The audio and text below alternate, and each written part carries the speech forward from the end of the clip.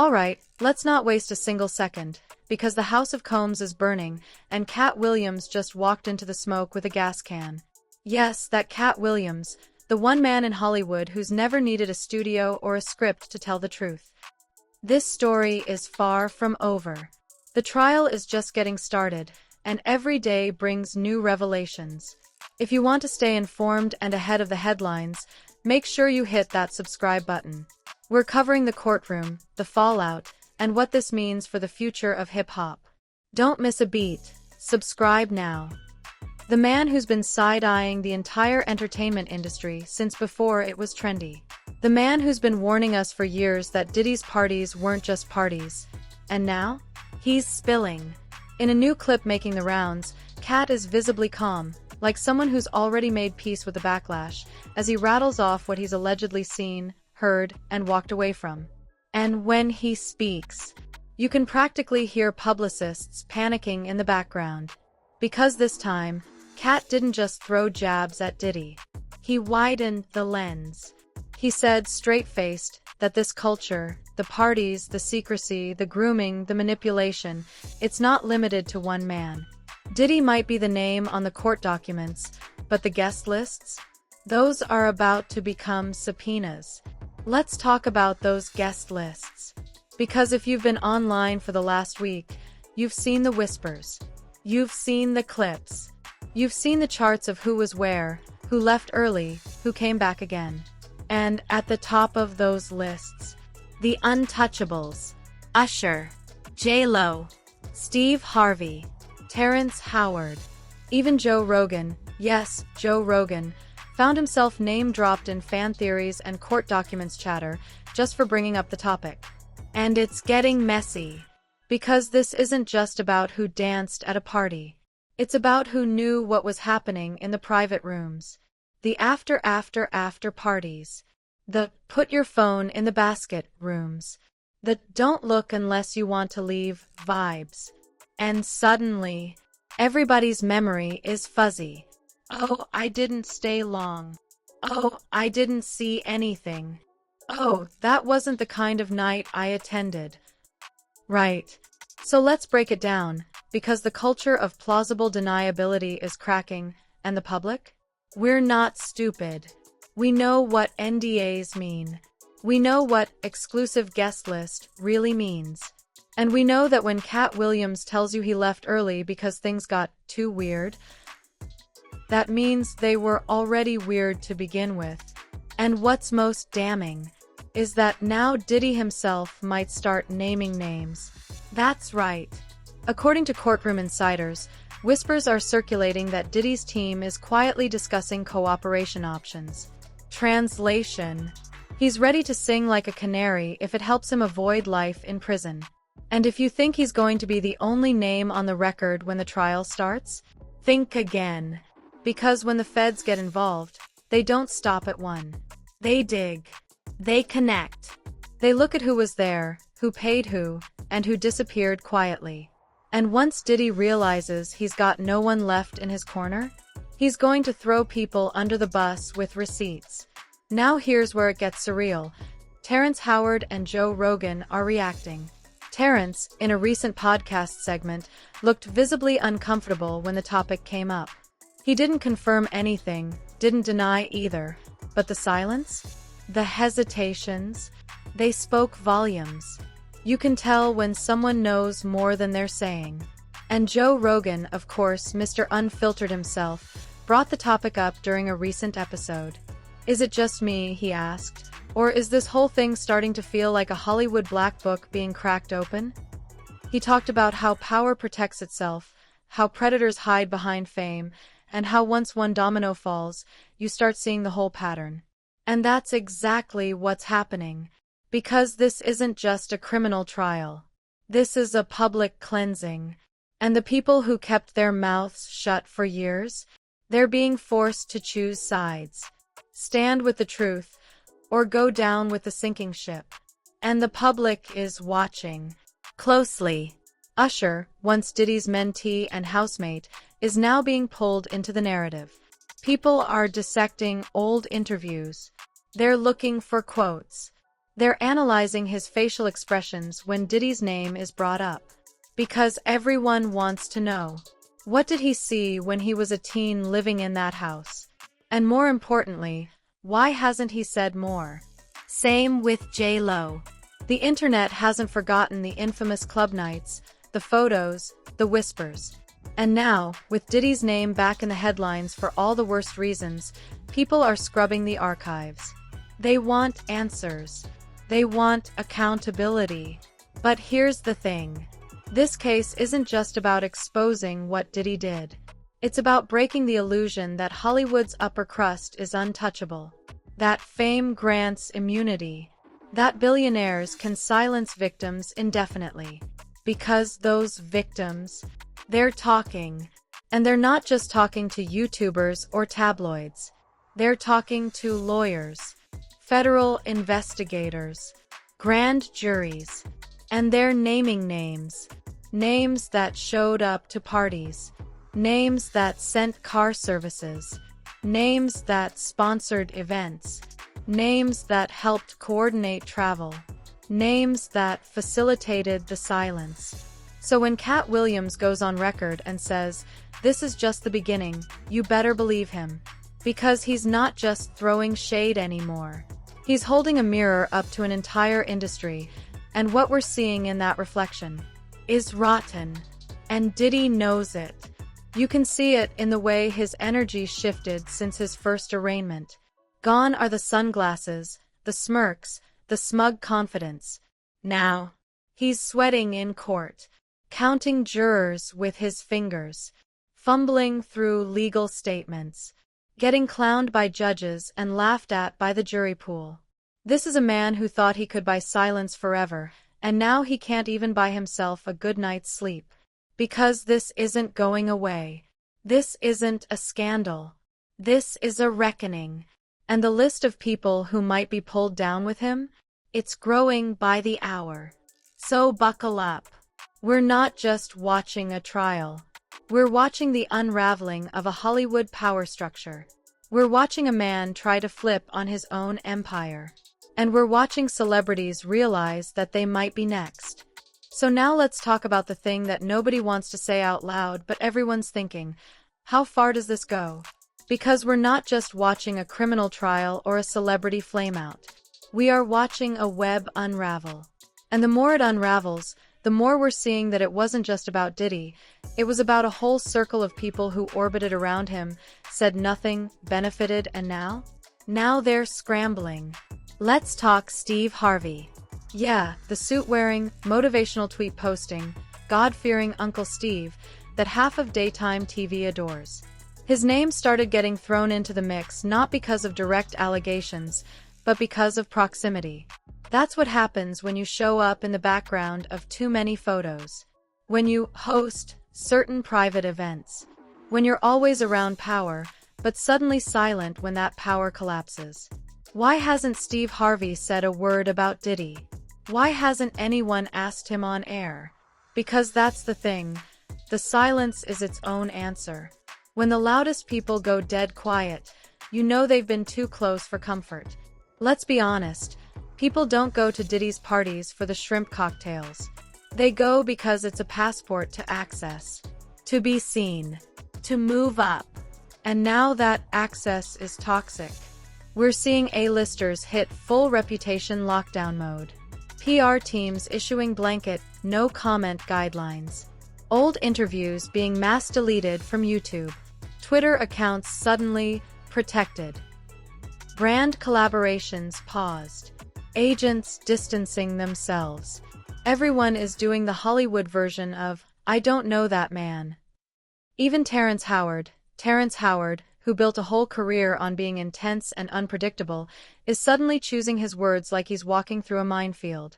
He didn't deny anything. He didn't challenge Katt Williams' claims. He just blinked, paused, shifted in his seat, and moved on.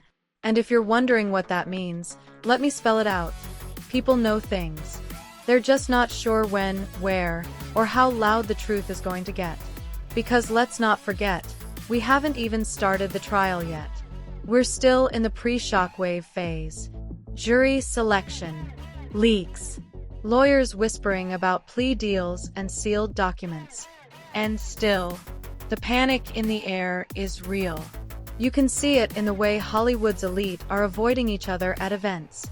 You can hear it in the awkward podcast pauses when Diddy's name comes up. You think Joe Rogan is just name-dropping Diddy for views? No. Rogan's been around. He's talked to people. And he knows this isn't just a scandal. It's a turning point. Because if even one name drops during this trial, one A-lister, one mogul, one network exec who helped cover things up, the house of cards comes down. Let's not forget, Diddy isn't the type to go down quietly. He's not built for martyrdom. He's built for survival. He spent his entire career stepping on whoever he had to, rebranding whenever it served him, and cutting people off the minute they became a liability. So why would this be any different? When the evidence starts stacking, when the jury isn't buying the "it was all consensual" line, when his own digital trail turns against him, you really think he's going to just take the fall? No. He's going to burn every bridge he built just to save himself. And if that means dropping names, so be it. And you better believe the feds are waiting for that moment. Because the minute he flips, the minute he offers them a bigger name, they open the floodgates. They go from "this man abused power" to "this entire network has been running unchecked for years." And that's where it gets scary. Because this thing doesn't stop at music. It touches TV networks, streaming platforms, event sponsors, luxury brands, people who helped fund the parties, people who hired the same event teams, people who benefited from Diddy's connections and never asked any questions about what went down behind closed doors. And here's the truth, they didn't want to ask. Because the silence, that was the fee for entry. You wanted to be in the room? Then shut up and smile. That was the rule. You didn't get invited back if you asked, "Where's the girl from earlier?" Or "Why are we locking up phones?" Or "Why is everyone calling this room the blackout room?" You kept your mouth shut. Or you were out. That's how predators operate. Not in the shadows, but in crowded rooms full of people who refuse to make eye contact. And now, those rooms are being exposed. And the people who stayed too long, too often, are terrified. That's why this trial matters. Not just for what happens to Diddy, but for what it reveals. Because Katt Williams wasn't just being dramatic when he said he left Diddy's parties because things were off. He was saying, out loud, what a lot of other people felt and ignored. That something was wrong. That certain rooms were off limits. That there was a price to entry no one wanted to admit. And now, the people who paid that price, they might be next. Let me paint the picture. Imagine you're an A-list actor who attended 3 of Diddy's exclusive events. You never touched anyone. You didn't assault. You didn't party that hard. But you knew. You saw something. Heard something. Maybe even joked about it afterward. And now your name is in a group text that got subpoenaed. Now what? Do you come forward and say, "I was there, I didn't know"? Do you try to explain away your silence? Or do you do what so many are doing now? Lawyer up, shut down, and hope your name never hits the trending tab? Because that's the energy right now. Full-blown, nuclear panic among the rich and famous. This isn't just about Diddy's guilt anymore. It's about who knew what and when. And the longer the silence goes on, the guiltier it looks. Because we're watching history unfold here. A celebrity trial that could change the way people view entire industries. Music, fashion, film, and the illusion that exclusive means safe. It doesn't. Not anymore. So to every public figure who's been suspiciously quiet, just know, the longer you wait to speak up, the louder your silence becomes.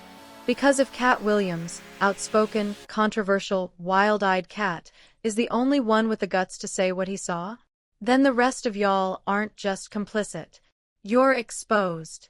Let's get something straight. This isn't just about a few shady parties. This isn't about one man going rogue behind closed doors. This is about the social currency of silence. How for years, maybe decades, people exchanged their morals for career moves, endorsements, exclusive invites, and VIP access.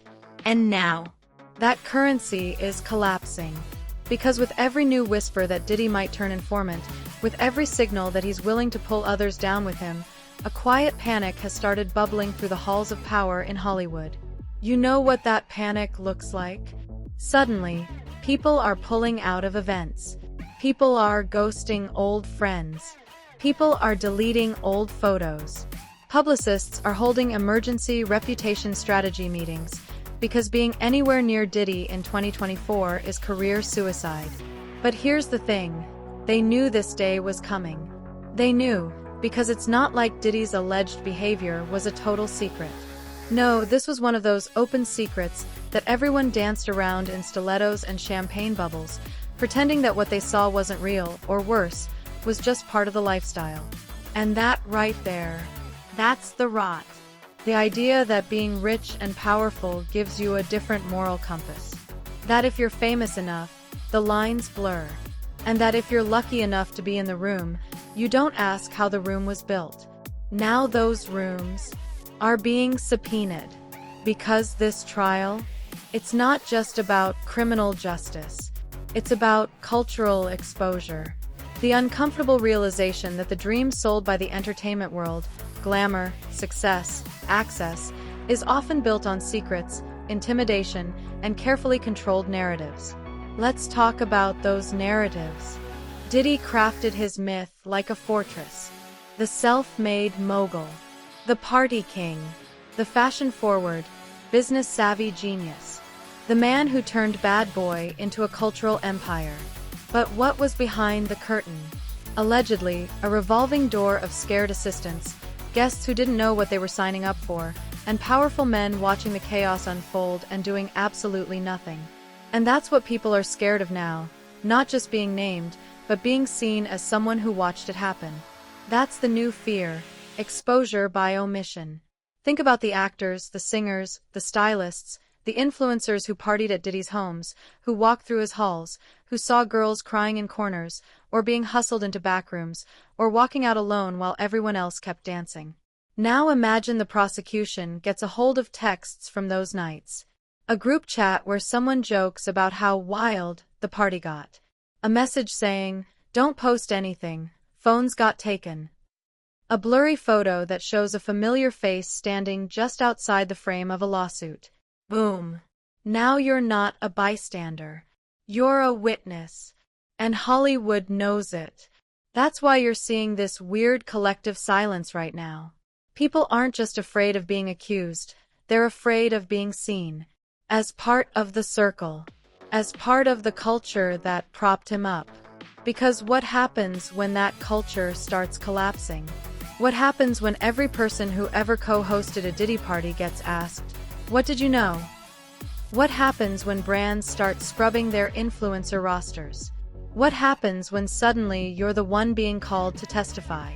And let's be real, Katt Williams didn't throw this match by accident. He's been waiting, sitting back, watching the same elite circles that pushed him out now scrambling to control a narrative they never thought would escape the penthouse. Katt's not afraid because he never played the game. He walked away. He said, "Nah, I'm not selling myself out for fame." And now, the people who mocked him as paranoid or too real for Hollywood, they're terrified that he's the one with the mic. Because when someone outside the system starts naming the players, the system starts to collapse. And it is collapsing. We're seeing it in real time. Nobody's doing defense interviews for Diddy. No A-lister is stepping up to say, "This is a misunderstanding." No former guest is posting an old pic with the caption, "Stay strong, King." That's silence. That's self-preservation. Because they all know what's coming.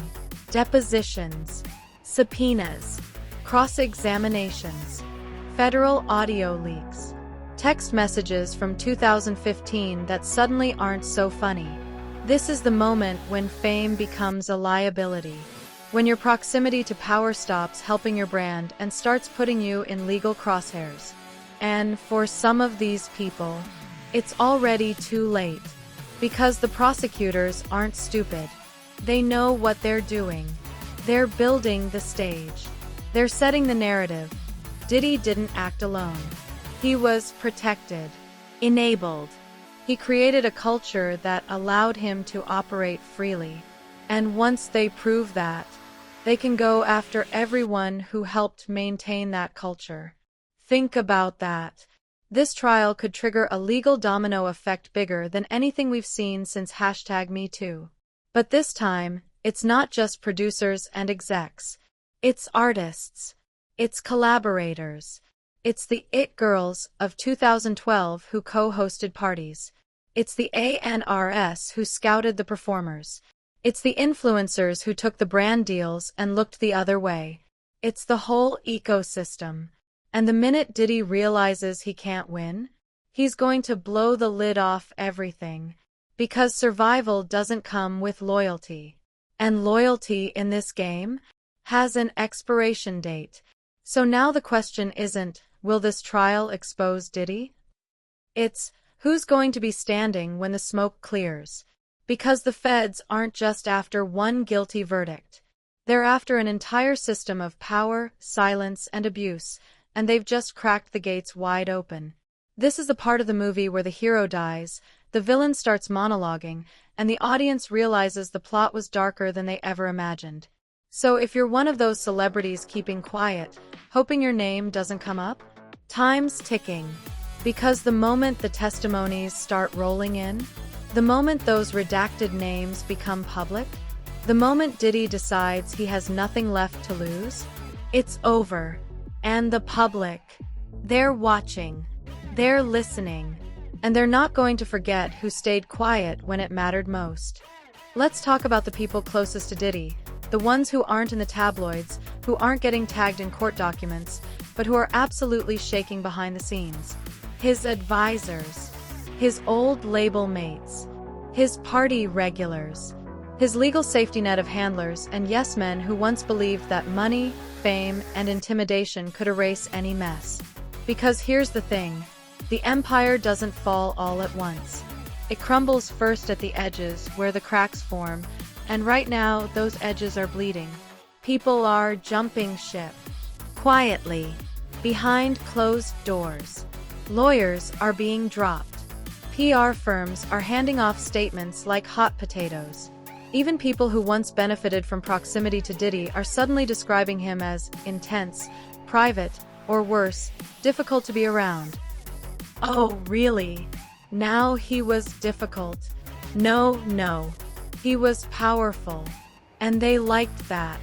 Until power stopped protecting them. And now, those same people who toasted him at award shows are scrubbing mentions of him from bios, discographies, and podcast interviews. Because this isn't just the downfall of one man, it's the detonation of a legacy. And you can feel it. The nervous energy is everywhere. The industry is holding its breath. Because no one knows who's going to flip next. No one knows if Diddy's going to walk into court and toss a grenade behind him just to take everyone down with him. And that's what's so terrifying to these people. Not the allegations, because let's be real, many of them already knew what was going on. It's the possibility that their name, their face, or their DMs are sitting in a folder somewhere, ready to be read aloud in a federal courtroom. See, Hollywood has always worked like this. Not on truth. On relationships. If you're valuable, if you stay quiet, if you play the game, you're protected. You're placed in a vault. But the second you become inconvenient, you're gone. And now Diddy is inconvenient. Nobody wants to be linked to the man whose trial is turning into a Rico-sized nightmare. Nobody wants to be the next question mark when the prosecutor says, "And who else was in that room?" Because let's talk about those rooms. The rooms that Katt Williams said were off. The rooms that guests mysteriously weren't allowed into. The parties where no phones were allowed and NDAs were handed out like gift bags. The kind of parties where even A-listers showed up and suddenly acted like extras in someone else's movie. Those weren't parties. Those were operations. And the people who attended, the ones who returned year after year, they knew. They knew what it meant to walk into that space. They knew what was expected of them. And now they're just hoping nobody remembers they were ever there. But we remember. We remember who showed up in the photos. We remember who called Diddy a visionary in interviews. We remember who called those nights legendary, like they were just fun little field trips and not power-fueled rituals of silence and hierarchy. And guess what? Those memories, they're receipts. Now let's go even deeper. Because this isn't just about industry panic. This is about the trauma economy that's been masked as glamour. We've reached a point where surviving Hollywood is its own genre of storytelling. Everyone has a memoir now. Everyone's got trauma they were too scared to share before. But why now? Because the floodgates have opened. Because people like Katt Williams stood in the fire and refused to shut up. Because Diddy's trial isn't just about one man's crimes, it's about how long we allowed the system to enable him. And yes, we, the public, the fans, the brands, the bloggers, the platforms that pushed this content, that ate up the glitz, that ignored the rumors and made bad boy for life into a mantra. We built that pedestal. And now it's toppling. Meanwhile, the industry's remaining players are trying to do damage control in real time. You can see it on social media. Sudden posts about healing and accountability. Podcasts that used to glamorize excess now pivoting to mental health. Folks pretending they're allies to survivors now when just last year they were at Diddy's yacht party in St. Bart's posing like nothing was wrong. Let's call it what it is. Reactive morality. Doing the right thing only once the spotlight shifts. Once it's safe. Once your agent tells you it's okay to finally speak. But survivors didn't have that luxury. They didn't get to time their pain. They didn't get to consult PR before saying what happened to them. And that's what's fueling this entire firestorm. The rage. The delayed justice. The disgust. Not just at Diddy. At everyone who stood next to him and said nothing. And let's be very clear. We are now entering the naming phase. The phase where victims start to gain ground in the court of law, and suddenly they're not afraid to name the man who greeted them at the door. The woman who told them to drink. The bodyguard who turned the other way. And you think Diddy's the only one they'll name? You think they're going to stop there? Absolutely not. Because this is what happens when control slips. When the iron grip of a celebrity empire weakens, and the people who were once silenced start talking to each other. Wait, he did that to you too? You were at that party too? You got NDA'd by the same lawyer? Patterns emerge. Timelines align. And suddenly the lone survivor becomes part of a class action. That's the real fear rippling through the industry right now. Not lawsuits. Not court appearances. Pattern recognition. Because when you see enough overlap, it's no longer alleged. It's a system. And systems don't fall quietly. They go down in flames. And Diddy, he's not trying to put out the fire anymore. He's trying to figure out who he can take with him. So the next time you see a celebrity randomly trending for liking an old tweet or deleting their Instagram, just know, that's not PR mismanagement. That's strategic evacuation. Because they know their names are circling. They know someone in the courtroom just said, "I saw her there too." They know someone in the prosecution office is holding a file with their initials. They know the story they told their team, "I didn't stay long, I didn't see anything," is about to be proven a lie. And you can't outpost a subpoena. You can't filter a deposition. You can't tweet your way out of a timeline. So what now? Now we wait. Not for justice. That's already in motion. We wait for the next silence to break. Because it will. Because the truth always does. And this time, it's dragging the entire room with it. Comment below. Who do you think will be named next? Which celebrity is hiding the most right now? And has Katt Williams officially gone from comedian to truth historian? Subscribe and turn on those notifications, because this isn't just about cancel culture anymore. This is about consequences. And the names are closer than you think.